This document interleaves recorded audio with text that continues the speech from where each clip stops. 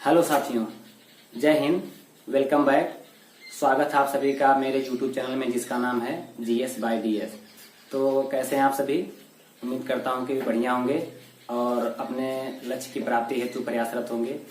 तो जैसा सभी जानते हैं कि UPPSC ने RO और ARO की भर्ती निकाली हुई है, उसमें तमाम हमारे साथी लगे हुए हैं। तो जिसमें कि RO का मतलब होता है रिव्यू ऑफिसर यानी समीक्षा अधिकारी, और ARO उसी का सहायक समीक्षा अधिकारी। इसमें जो हिंदी का पोर्शन है, हिंदी का पोर्शन जो है 60 नंबर का आता है और 60 नंबर में 6 प्रकार के 6-10 नंबर के होते हैं। पहला जो अगर देखा जाए तो पहला जो है विलोम शब्द का 10 नंबर मिलेगा, और पर्यायवाची से 10 नंबर आता है। 10 नंबर आपका आएगा तद्भव तत्सम से, और 10 नंबर आएगा वर्तनी एवं वाक्य शुद्धिकरण से। 10 नंबर का आएगा अनेक शब्दों से एक शब्द बनाना रहेगा। इस प्रकार से आपका 60 नंबर का आएगा। तो वर्तनी शुद्धिकरण का जो पोर्शन है वो जैसे किसी भी विषय का शब्द कोश इतना बड़ा होता है कि उसको कंठस्थ करना बहुत सरल नहीं होता है। हाँ, जो ठान लेगा याद करना तो याद ही हो जाएगा, लेकिन एक होता है तरीका समझ करके याद करना, एक होता है इसे तोता की तरह रट लेना। तो मैं आज का टॉपिक में बताऊंगा प्रत्यय, और इसी बहुत ही खास प्रत्यय है जिसका नाम है इक।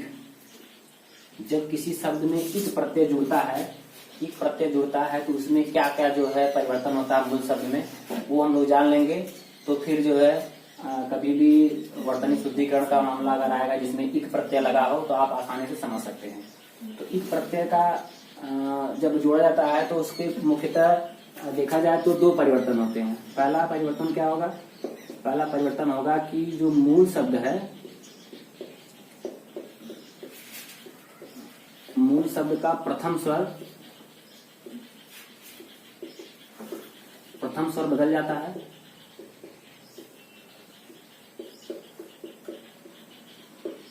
और दूसरा परिवर्तन अंतिम जो अंतिम स्वर होगा उसके स्थान पर स्वयं इक जुड़ जाता है।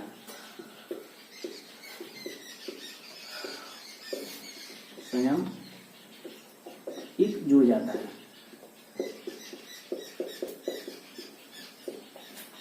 तो समझ में आई बात? जैसे जिस भी शब्द में इक प्रत्यय जुड़ेगा उसके पहला जो स्वर है यानी जो मूल शब्द उसका जो पहला स्वर है उसमें परिवर्तन हो जाएगा, और जो उसका अंतिम अक्षर है उसमें जो स्वर रहेगा, स्वर को हटा करके उसके स्थान पर स्वयं इक जुड़ेगा। जब इक जुड़ेगा तो उसमें परिवर्तन आ ही जाएगा। और परिवर्तन क्या क्या होता है वो देख लेते हैं। उसके मुख्यतः 3 रूल हम बता रहे हैं।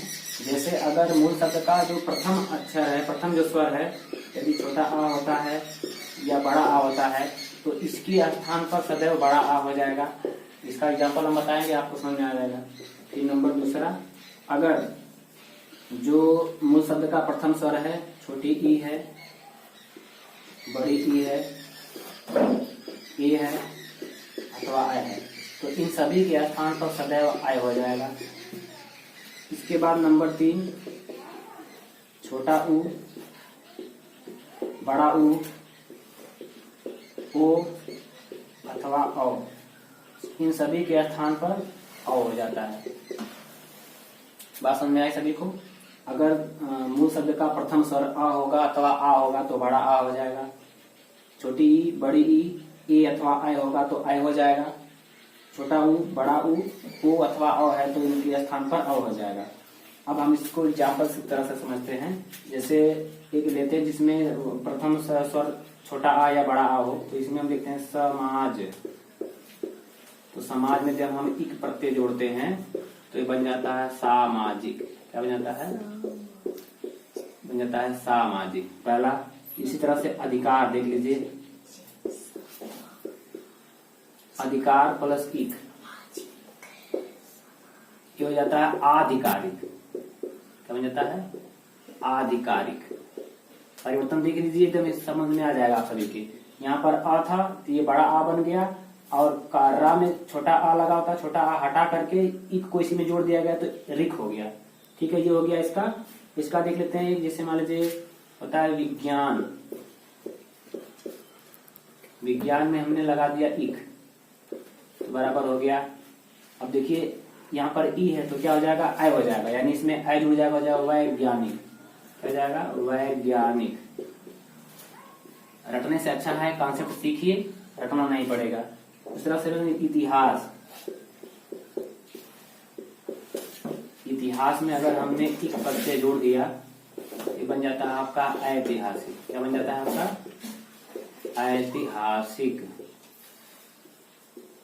बात समझ में आई। इस तरह से बहुत सारे आपको एग्जाम्पल मिल जाएंगे। मैं केवल आपको एक कॉन्सेप्ट बता दे रहा हूँ, आप बहुत सारे वर्तनी ढूंढ सकते हैं, इसमें इन सब नियमों का प्रयोग किया जाएगा। जैसे इतिहास में हमने कभी देखा ऐतिहासिक लिखा होगा, 4 ऑप्शन दे दिया होगा, इसमें से शुद्ध वर्तनी छांटिए, या इनमें से कौन शुद्ध नहीं है, इसमें भी आप पकड़ सकते हैं इसको, अगर आपको कॉन्सेप्ट पता रहेगा तो इतिहास में जोड़ दिया गया है। तो जैसे इसका एक और नियम है, जैसे एक और वर्तनी बता दे रहे हैं, सामाजिक हो गया है। तो जैसे रसायन, रसायन में इक जोड़ेंगे तो रासायनिक हो जाएगा। ठीक है, इसमें देखते हैं उद्योग प्लस इक बराबर औद्योगिक। क्या हो जाएगा, औद्योगिक। मतलब यहाँ पर छोटा उ आया था, तो यहाँ पे छोटा उ तो को औ में बदलना है, तो यहाँ पर हम उसको औ कर देंगे, और गा पे छोटा हटा करके इक जोड़ देंगे तो गिक हो जाएगा, यानी हो जाएगा औद्योगिक। इस तरह से जो इक का प्रत्यय का नियम है आपको, अब मुझे उम्मीद है समझ में आ गया होगा, और इसको 1 बार 2 बार 3 बार वीडियो देखेंगे एकदम पूरी तरह से क्लियर हो जाएगा। और वर्तनी शुद्धिकरण का जो भी इस तरह से कोई शब्द आएगा तो आप उसको 100% कर सकते हैं। तो वीडियो ज्यादा लंबी ना, इसीलिए मैं यहीं पर विराम लेता हूँ, और मिलता हूँ नेक्स्ट वीडियो में एक दूसरे कॉन्सेप्ट के साथ। तब तक के लिए जय हिंद, अपना ख्याल रखें।